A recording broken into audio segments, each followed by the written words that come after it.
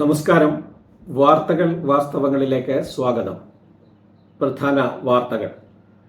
മുസ്ലിം വിഭാഗത്തെ മാത്രം ഒഴിവാക്കി മോദി സർക്കാർ നടപ്പാക്കിയ പൗരത്വ ഭേദഗതി നിയമം CAA പിൻവലിക്കുമെന്ന് കോൺഗ്രസ് പ്രകടന പത്രികയുടെ കരടിൽ ഉണ്ടായിരുന്നെന്നും ഉന്നത നേതൃത്വം ഇടപെട്ട് അത് വെട്ടിമാറ്റുകയായിരുന്നുവെന്നും റിപ്പോർട്ട്.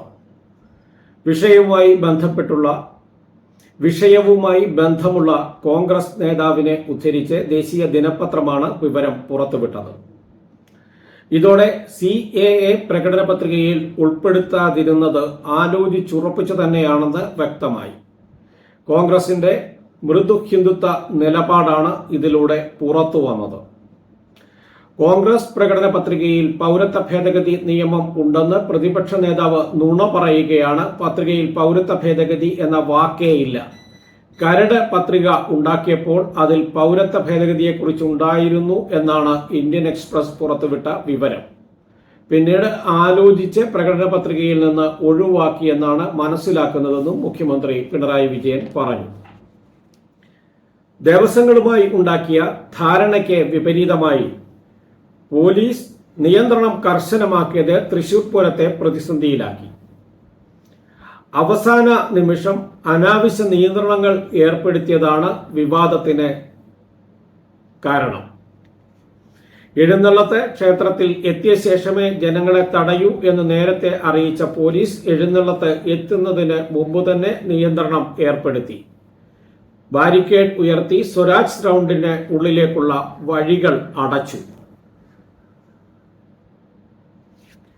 ഇതോടെ തിരുവാമ്പാടിയുടെ രാത്രിയിൽ ഉള്ള മഠത്തിൽ വരവ് തടസ്സപ്പെടുകയും ചെയ്തു. ഇതൊക്കെയാണ് പ്രശ്നങ്ങൾക്ക് കാരണം.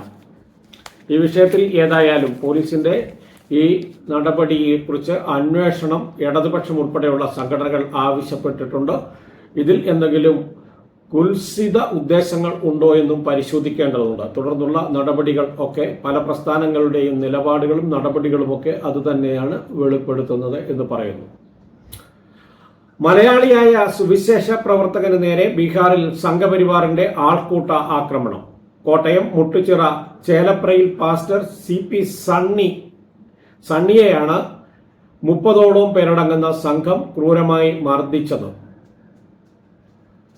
ബൈബിളുമായി പ്രാർത്ഥിക്കുമ്പോൾ വലിച്ചിറക്കി മർദ്ദിക്കുകയായിരുന്നു. ചവിട്ടി നിലത്ത് വീഴ്ത്തിയ ശേഷം സംഘം ചേർന്ന് ആക്രമിച്ചു. 1.25 മണിക്കൂറോളം വളഞ്ഞിട്ട് മർദ്ദിച്ചു. ഭാര്യ കൊച്ചുറാണി പോളിന്റെ സാന്നിധ്യത്തിലായിരുന്നു മർദ്ദനം.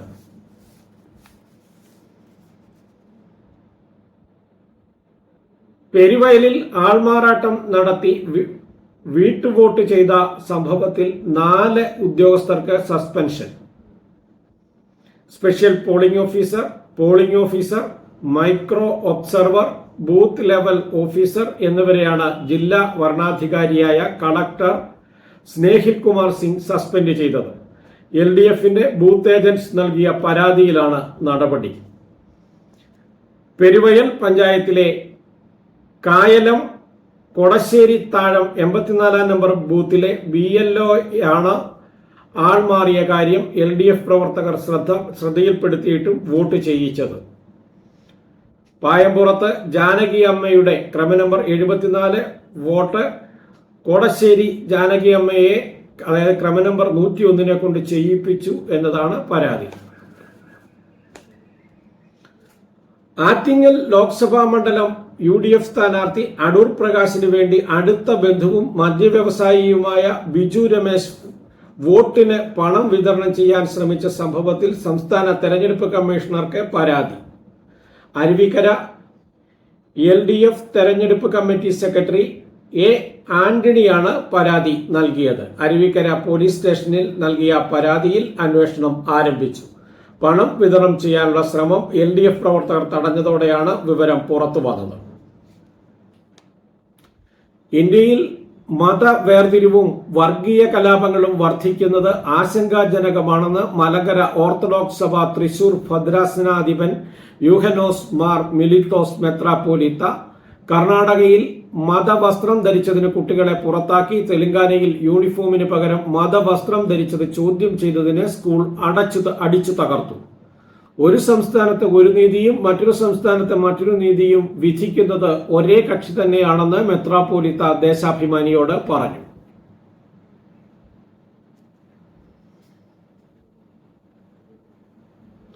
മോൻസ് ജോസഫ് MLA-ക്കെതിരെ കടുത്ത ആരോപണങ്ങളുമായി ഒരു നേതാവ് കൂടി കേരള കോൺഗ്രസ് ജോസഫ് വിഭാഗത്തിൽ നിന്ന് രാജിവെച്ചു. കൊല്ലം ജില്ലാ പ്രസിഡന്റും ഉന്നതാധികാര സമിതി അംഗവുമായ അറയ്ക്കൽ ബാലകൃഷ്ണപിള്ളയാണ് കോട്ടയത്തെ വാർത്താ സമ്മേളനത്തിൽ രാജി പ്രഖ്യാപിച്ചത്.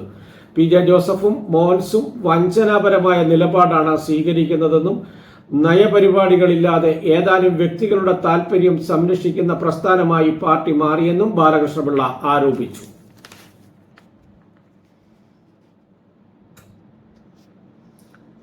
BLO-മാരെയും ഉദ്യോഗസ്ഥരെയും ഉപയോഗിച്ച് തെരഞ്ഞെടുപ്പ് അട്ടിമറിക്കാൻ UDF നടത്തിയ ഗൂഢാലോചനയാണ് വീട്ടിലെ വോട്ടിലെ ആൾമാറാട്ടത്തിലൂടെ വെളിപ്പെടുന്നത്. ഡ്യൂട്ടിക്ക് നിയോഗിക്കപ്പെട്ട UDF അനുകൂലികളായ തെരഞ്ഞെടുപ്പ് ഉദ്യോഗസ്ഥരെയും ബൂത്ത് ലെവൽ ഓഫീസർമാരെയും ഇതിനായി പ്രത്യേകം ചുമതലപ്പെടുത്തിയതായാണ് വിവരം. ഇവരെ രഹസ്യ കേന്ദ്രങ്ങളിൽ വിളിച്ചു വരുത്തി ആവശ്യമായ നിർദ്ദേശങ്ങളും ചുമതലകളും നൽകി കുരുക്കിൽപ്പെട്ടാൽ രക്ഷപ്പെടുത്താമെന്ന് ഉറപ്പും നൽകിയതായി വാർത്ത. മലയാളികളുടെ പ്രത്യേകിച്ച് തൃശൂരുകാരുടെ വൈകാരിക ആഘോഷമായ തൃശൂർ പൂരത്തെ വീണ്ടും വിവാദത്തിലാക്കി രാഷ്ട്രീയ മുതലെടുപ്പിന് സംഘപരിവാർ ഇടപെട്ടതായി സംശയം. തൃശൂരിൽ മത്സരിക്കുന്ന NDA സ്ഥാനാർത്ഥി സുരേഷ് ഗോപിക്ക് വേണ്ടി എന്ത് നെറുകെട്ട പ്രവർത്തനവും നടത്തുന്നതിന്റെ ഒടുവിലത്തെ ഉദാഹരണമാണ് പൂരം പ്രതിസന്ധിയിലുള്ള മുതലെടുപ്പ്. പ്രശ്നങ്ങൾ സർക്കാരും തിരുവമ്പാടി പാറമേക്കാവ് ദേവസ്വങ്ങളും ചർച്ച ചെയ്ത് രമ്യമായി പരിഹരിച്ചതോടെ തൃശൂർ പൂരത്തെ സർക്കാർ തകർത്തുവെന്ന് വരുത്തി പ്രചരണത്തിന് ഉപയോഗിക്കുവാൻ BJPക്ക് അവസരം ലഭിച്ചില്ല. ഇത്തവണത്തെ പൂരം എല്ലാം ഭംഗിയായി അവസാനിക്കുമെന്ന ഘട്ടം വന്നപ്പോഴാണ് പോലീസ് നിയന്ത്രണത്തിന്റെ പേരിൽ ചില പ്രശ്നങ്ങൾ ഉയർന്നത്. കുടമാറ്റം വരെ ഭംഗിയായി നടന്ന പൂരത്തിന്റെ ഒരു ഘട്ടത്തിലും BJP സ്ഥാനാർത്ഥി സുരേഷ് ഗോപിയുടെ സാന്നിധ്യം ഉണ്ടായിരുന്നില്ല. ശാരീരികാസ്വസ്ഥതയെ തുടർന്ന് വിശ്രമത്തിലാണെന്നായിരുന്നു അറിയിച്ചത്. എന്നാൽ പൂരം പ്രതിസന്ധിയിലായെന്ന് കേട്ടപാടെ പുലർച്ചെ തന്നെ സ്ഥലത്തെത്തിയ അദ്ദേഹം ഇതിനിടെ പൂരപ്രേമികൾക്കിടയിൽ നുഴഞ്ഞു കയറി BJP പ്രവർത്തകർ സർക്കാർ വിരുദ്ധ മുദ്രാവാക്യം ഉയർത്തിയതും മുതലെടുപ്പിന് ആണെന്നുള്ള സംശയം ബലപ്പെടുത്തുന്നു. ശബരിമലയിൽ പ്രശ്നങ്ങൾക്ക് നേതൃത്വം കൊടുത്ത ചില സംഘപരിവാർ നേതാക്കൾ തൃശൂരിലും ക്യാമ്പ് ചെയ്തതും ദുരൂഹത വർദ്ധിപ്പിക്കുന്നു. ശനിയാഴ്ച സംസ്ഥാനമൊട്ടാകെ BJP നേതാക്കൾ വാർത്താ സമ്മേളനം വിളിച്ച് പൂരം നടത്തിപ്പ് സർക്കാർ അട്ടിമറിച്ചുവെന്ന് ആരോപിച്ചതും ഗൂഢാലോചനയുടെ തെളിവാണ്.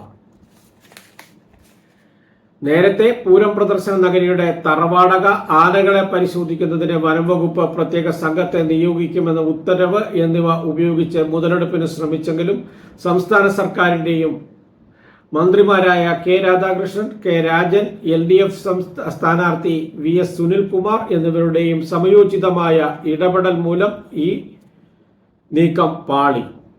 പൂരം ഗംഭീരമായി സമാപിക്കും എന്നായപ്പോഴാണ് പോലീസ് നിയന്ത്രണങ്ങളുടെ പേരിലുള്ള മുതലെടുപ്പ്.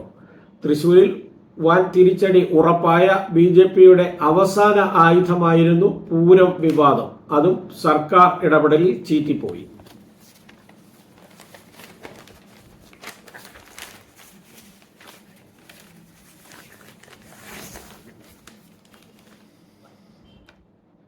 CPIM ഇലക്ട്രൽ ബോണ്ടിലൂടെ പണം കൈപ്പറ്റിയെന്ന പച്ച നുണ പ്രചരിപ്പിക്കുകയാണ് പ്രതിപക്ഷ നേതാവ് ഉൾപ്പെടെ UDF നേതാക്കളെന്ന് മുഖ്യമന്ത്രി പിണറായി വിജയൻ. CPIM പണം വാങ്ങിയതിന് തെളിവുണ്ടെന്നാണ് അവകാശവാദം. തെളിവ് കാണിക്കൂ എന്ന് മാധ്യമങ്ങൾ ആവശ്യപ്പെട്ടപ്പോൾ അത് പിന്നീടാവാമെന്ന് അദ്ദേഹം പറയുന്നു. പച്ച നുണയ്ക്ക് എങ്ങനെയാണ് തെളിവ് ഹാജരാക്കുക? രാജ്യം മുഴുവൻ അറിയാവുന്ന കാര്യത്തിൽ നുണ പറഞ്ഞത് എന്തിനാണ് എന്ന് അദ്ദേഹം വ്യക്തമാക്കണം. അദ്ദേഹം ഇതിലൂടെ പരിഹാസ്യനാകുക മാത്രമാണ് ഫലം. വടകര ലോക്സഭാ മണ്ഡലത്തിലെ പുറമേരിയിലും കൊയിലാണ്ടിയിലും LDF തെരഞ്ഞെടുപ്പ് റാലികളിൽ സംസാരിക്കുകയായിരുന്നു മുഖ്യമന്ത്രി. സംഘപരിവാർ മനസ്സുള്ള എത്ര പേർ ഒപ്പമുണ്ടെന്ന് രാഹുൽ ഗാന്ധി വെളിപ്പെടുത്തണമെന്ന് മുഖ്യമന്ത്രി പിണറായി വിജയൻ. കേന്ദ്ര സർക്കാരിനെയും BJPയെയും ചാരി നിൽക്കുന്നവരാണ് കേരളത്തിലെ UDF MPമാർ. എന്നാൽ ഞങ്ങളും BJPയും തമ്മിൽ അന്തർധാരയുണ്ടെന്ന് പ്രചരിപ്പിക്കാനാണ് രാഹുൽ ഗാന്ധിയും ഇവിടുത്തെ നേതാക്കളും ശ്രമിക്കുന്നത്. ഇവിടെ ജയിച്ചു പോയ 18 MPമാർ കേന്ദ്ര സർക്കാരിനും BJPക്കും ഒപ്പം ചേർന്ന് കേരള വിരുദ്ധ നിലപാട് സ്വീകരിക്കുന്നതിലെ അന്തർധാരയെക്കുറിച്ച് രാഹുലാണ് മറുപടി പറയേണ്ടതെന്നും പിണറായി വിജയൻ പറഞ്ഞു.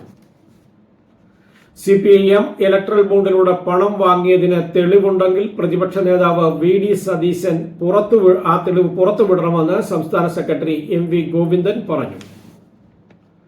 CPIM ഇലക്ട്രൽ ബോണ്ട് വഴി പണം വാങ്ങിയെന്നും തന്റെ പക്കൽ തെളിവുണ്ടെന്നും വെള്ളിയാഴ്ച പറഞ്ഞ പ്രതിപക്ഷ നേതാവ് VD സതീശൻ 24 മണിക്കൂറിനകം മലക്കം മറിഞ്ഞു. CPIM ഇലക്ട്രൽ ബോണ്ട് വഴി പണം സ്വീകരിച്ചെന്ന് പറഞ്ഞിട്ടില്ലെന്നായിരുന്നു ശനിയാഴ്ച പറവൂരിൽ വാർത്താ സമ്മേളനത്തിൽ സതീശന്റെ വാദം. കോൺഗ്രസിനും BJPക്കും ഇലക്ട്രൽ ബോണ്ട് വഴി പണം നൽകിയ ചില സ്ഥാപനങ്ങളിൽ നിന്ന് CPIM നേരത്തെ സംഭാവന സ്വീകരിച്ചിട്ടുണ്ടെന്നാണ് പറഞ്ഞതെന്നും സുധാകരൻ ന്യായീകരിച്ചു. ഇന്ത്യ കൂട്ടായ്മയുടെ ഭാഗമായി നിലനിൽക്കുന്ന രാഹുൽ ഗാന്ധി അപക്വമായ പ്രസ്താവനകളാണ് നടത്തുന്നതെന്ന് CPM സംസ്ഥാന സെക്രട്ടറി MV ഗോവിന്ദൻ പറഞ്ഞു. ദേശീയ രാഷ്ട്രീയത്തിന്റെ ഭാഗമായ ഒരാൾക്ക് വേണ്ട പക്വത രാഹുലിനില്ല. 24 മണിക്കൂറും ശക്തിയായി BJPക്കെതിരെ മല്ലടിക്കുന്നുവെന്നാണ് രാഹുൽ പറയുന്നത്. എന്നിട്ട് വയനാട്ടിൽ ആനി രാജയ്ക്കെതിരെയാണ് മത്സരിക്കുന്നത്. വെറും വാചകമടിയാണ് രാഹുലിൻ്റേത്. കൊടി ഉയർത്താൻ പോലും ഭയപ്പെടുന്ന പാർട്ടി എങ്ങനെ ഫാസിസത്തെ ചെറുക്കും? ചാത്തന്നൂരിൽ LDF പൊതുസമ്മേളനം ഉദ്ഘാടനം ചെയ്യുകയായിരുന്നു അദ്ദേഹം.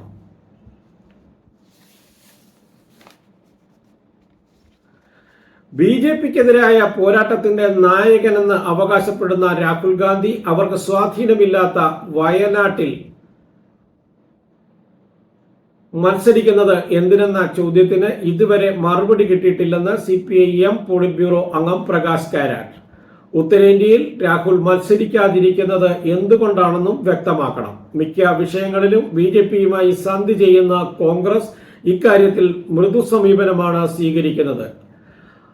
ആലങ്കോട്, മയ്യിൽ, എച്ചൂർ എന്നിവിടങ്ങളിൽ LDF റാലികൾ ഉദ്ഘാടനം ചെയ്ത് സംസാരിക്കുകയായിരുന്നു കാരാട്ട്. ലോക്സഭാ തെരഞ്ഞെടുപ്പിന്റെ ആദ്യഘട്ടത്തിൽ മുൻതവണത്തെ അപേക്ഷിച്ച് പോളിംഗ് കുറഞ്ഞു. തെരഞ്ഞെടുപ്പ് കമ്മീഷന്റെ കണക്ക് പ്രകാരം 21 സംസ്ഥാനത്തെ 102 ലോക്സഭാ മണ്ഡലത്തിൽ നടന്ന തെരഞ്ഞെടുപ്പിൽ ആദ്യഘട്ടത്തിൽ 62.37% പോളിംഗ്. കമ്മീഷന്റെ അന്തിമ കണക്കിൽ വർധനയുണ്ടാകും. അനൌദ്യോഗിക കണക്ക് പ്രകാരം 63.89%. 2019 ഈ സീറ്റുകളിൽ 66% പോളിംഗ്.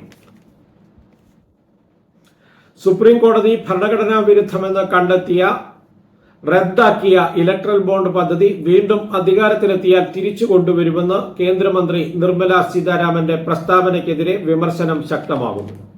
ബന്ധപ്പെട്ട എല്ലാ കക്ഷികളുമായും കൂടിയാലോചിച്ച ശേഷം ആവശ്യമായ മാറ്റങ്ങളോടെ ഇലക്ട്രൽ ബോണ്ട് പദ്ധതി വീണ്ടും നടപ്പാക്കുമെന്നാണ് ധനമന്ത്രി ദേശീയ പത്രത്തിന് നൽകിയ അഭിമുഖത്തിൽ പറഞ്ഞത്. സുതാര്യതയ്ക്ക് വേണ്ടി കൊണ്ടുവന്ന ഇലക്ട്രൽ ബോണ്ട് പദ്ധതി ഒട്ടും സുതാര്യത ഇല്ലെന്ന് നിരീക്ഷിച്ച് സുപ്രീം കോടതി റദ്ദാക്കിയ കാര്യം ധനമന്ത്രി വിസ്മരിച്ചോ എന്ന് മുതിർന്ന അഭിഭാഷകനും രാജ്യസഭ MPയുമായ കപിൽ സിബൽ ചോദിച്ചു. അധികാരത്തിലെത്തിയാൽ ഇലക്ട്രൽ ബോണ്ട് വീണ്ടും നടപ്പാക്കുമെന്ന അവകാശവാദം കോടതിയെ വെല്ലുവിളിക്കുന്നതിന് തുല്യമാണെന്ന് കോൺഗ്രസ് നേതാവ് ജയ്റാം രമേശ് പ്രതികരിച്ചു. ഇലക്ട്രൽ ബോണ്ട് പദ്ധതി റദ്ദാക്കിയ സുപ്രീം കോടതി ഭരണഘടനാ ബെഞ്ചിന്റെ വിധി ചോദ്യം ചെയ്ത് കേന്ദ്ര സർക്കാർ ഇതുവരെ പുനഃപരിശോധന ഹർജി ഫയൽ ചെയ്തിട്ടുമില്ല. ദൂരദർശൻ ന്യൂസ് ചാനലിന്റെ ലോഗോ കാവ്യവൽക്കരിച്ച മോദി സർക്കാരിന്റെ നടപടിയെ രൂക്ഷമായി വിമർശിച്ച് പ്രസാർ ഭാരതിയുടെ മുൻ CEO ജവഹർ സിർക്കാർ ദേശീയ ചാനലായ ദൂരദർശന്റെ ലോഗോയുടെ നിറം കാവിയാക്കിയത് ആശങ്കയോടെയാണ് താൻ കാണുന്നതെന്ന് ജവഹർ സിർക്കാർ സമൂഹ മാധ്യമമായ എക്സിൽ പ്രതികരിച്ചു.